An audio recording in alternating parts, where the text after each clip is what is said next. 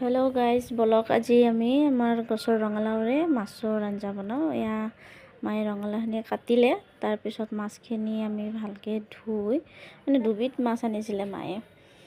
সাগৰৰ মাছ, কিবা ভাঙোন আৰু ৰৌ মাছ।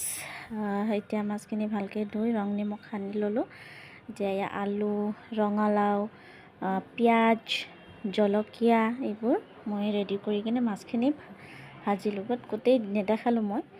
জলকীয়া, পাঁচফোৰণ, পিঁয়াজখিনি দি ভালকৈ ভাজি ল'লোঁ।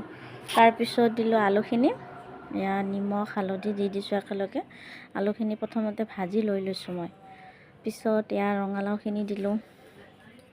এয়া চাওক, ৰঙালাওখিনি দি আকৌ অকণমান ভাজি ল'লোঁ। তাৰপিছত মই আদা অকণমান থেতালি ল'লোঁ। তাৰপিছত ধনিয়া কাটি লৈছোঁ। এয়া পানী দি দিলোঁ মই ভাজি কিনে ভালকৈ। তাৰপিছত মাছখিনি দি দিছোঁ।